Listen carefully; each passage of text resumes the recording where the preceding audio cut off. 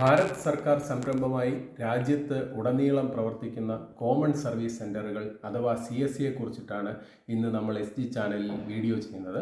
അപ്പോൾ അതിന് മുന്നോടിയായി നമ്മൾ കഴിഞ്ഞ ഒരു വീഡിയോയിൽ വളരെ കൃത്യമായിട്ട് നമ്മുടെ കേരളത്തിലെ CSC VLEകൾ അനുഭവിക്കുന്ന പ്രശ്നങ്ങളെക്കുറിച്ചും അവർക്ക് കിട്ടാത്ത സപ്പോർട്ടുകളെ പറ്റിയും നമ്മൾ വിവിധ വീഡിയോകൾ ചെയ്തിട്ടുണ്ടായിരുന്നു.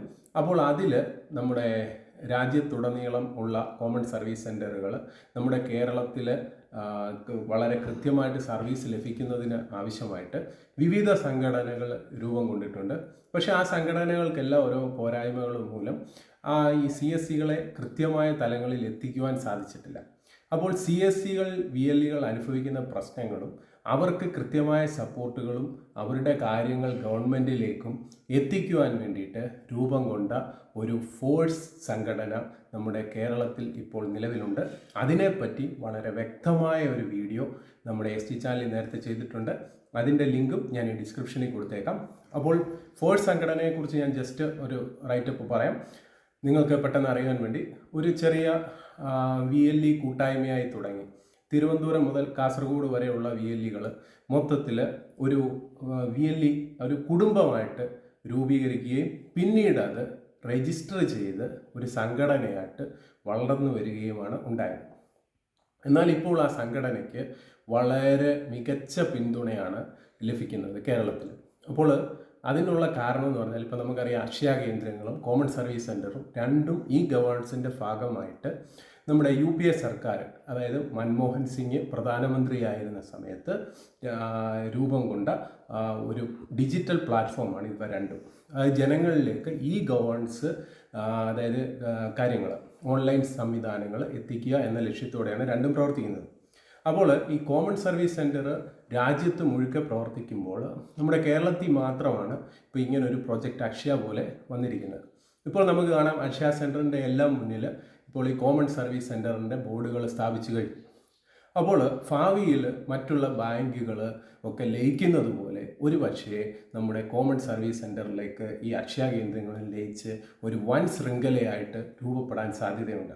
കാര്യം എന്ന് വെച്ചാൽ വൺ ഇന്ത്യ വൺ ഡിജിറ്റൽ പ്ലാറ്റ്ഫോമിലേക്ക് മാറാൻ വളരെ മുന്നോട്ട് പോകുന്ന രാജ്യമാണ് നമ്മുടെ ഭാരതം. അപ്പോൾ ആ രീതിയിലേക്ക് എത്തിക്കഴിഞ്ഞു കഴിഞ്ഞാൽ ഒരുപാട് സംഭവങ്ങൾ നമുക്ക് ഈ കോമൺ സർവീസ് സെൻ്ററിലൂടെ നമുക്ക് ചെയ്യുവാൻ സാധിക്കും.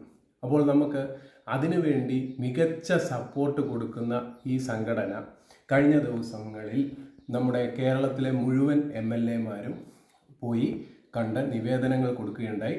അപ്പോൾ അതിൻ്റെ ഒരുപാട് കാര്യങ്ങൾ ഞാൻ ഈ വീഡിയോയിൽ ഷെയർ ചെയ്യാം. അപ്പോൾ ഈ സംഘടന ഏറ്റവും കൂടുതൽ ശ്രദ്ധിക്കപ്പെട്ട ഒരു മെയിൻ കാര്യം നമുക്കെല്ലാവർക്കും അറിയാം, മാസ്റ്ററിംഗ് സംബന്ധമായിട്ട് കേരളത്തിലെ VLEകൾ അനുഭവപ്പെട്ടിരുന്ന ഒരു പ്രശ്നമായിരുന്നു.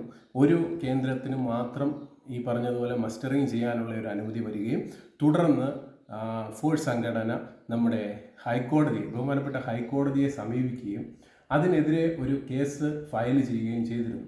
2021 മുതൽ നിയമ പോരാട്ടം നടക്കുകയാണ്. ഇപ്പോഴും അത് നമ്മുടെ കേന്ദ്ര സർക്കാർ സംവിധാനമായ കോമൺ സർവീസ് സെൻ്ററിനും മറ്റും ഉള്ള സേവനങ്ങൾക്കും കൊടുക്കണം എന്നുള്ള ഒരു രീതിയിലേക്ക് അതിൻ്റെ കാര്യങ്ങൾ നടന്നുകൊണ്ടിരിക്കുന്നു. വരും ദിവസങ്ങളിൽ അതിൻ്റെ വിധി എത്തിക്കഴിഞ്ഞാൽ ഉടൻ തന്നെ നമുക്ക് ഈ സേവനങ്ങൾ ലഭിക്കുന്നതാണ്. അപ്പോൾ അതുപോലെ ഒരുപാട് കാര്യങ്ങൾ, പ്രശ്നങ്ങൾ CSC VLEകൾ അഭിമുഖീകരിക്കുന്നുണ്ട്. അതിനെയെല്ലാം വളരെ പോസിറ്റീവായി എടുത്ത് അതിനെയെല്ലാം ഹൈലൈറ്റ് ചെയ്ത് ഗവൺമെൻറ് സംവിധാനത്തിലേക്ക് എത്തിക്കുകയാണ് ഈ ഫോഴ്സ് സംഘടന ചെയ്യുന്നത്.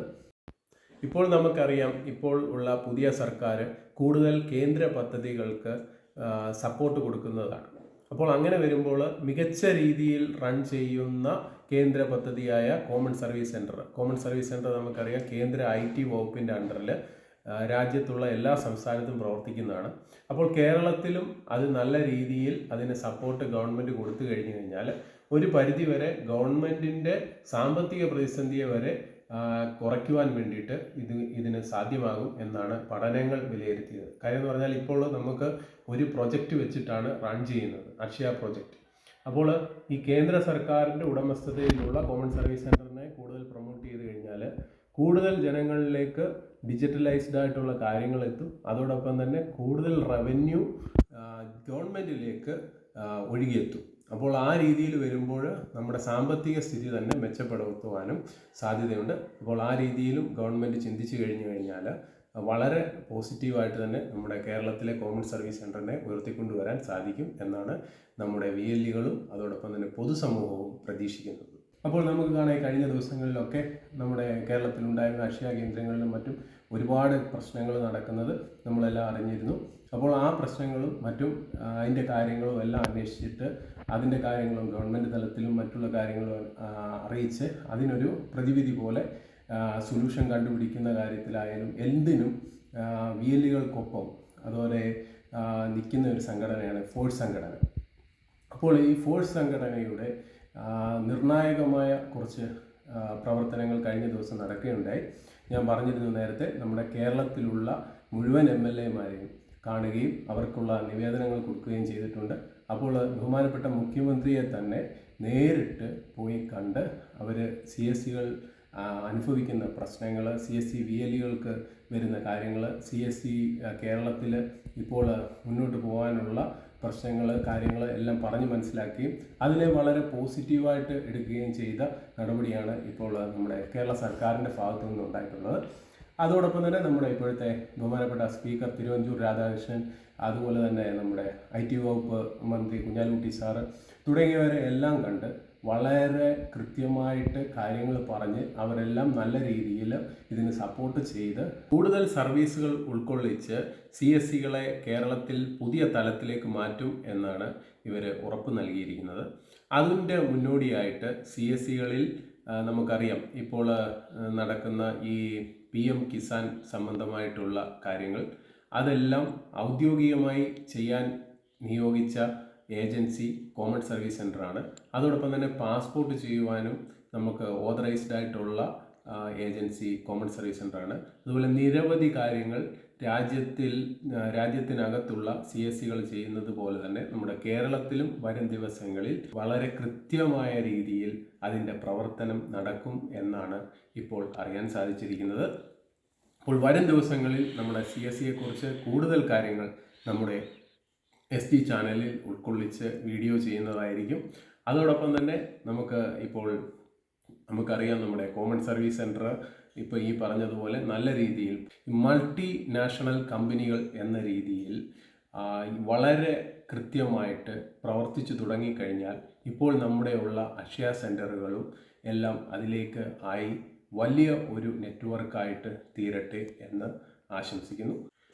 അതോടൊപ്പം തന്നെ വീഡിയോ ഇഷ്ടപ്പെട്ടിട്ടുണ്ടെങ്കിൽ നിങ്ങൾ തീർച്ചയായിട്ടും ലൈക്ക് ചെയ്യുക, ഷെയർ ചെയ്യുക, സബ്സ്ക്രൈബ് ചെയ്യുക. ഹൃദയപൂർവ്വം നിങ്ങളുടെ സ്വന്തം SG ചാനൽ.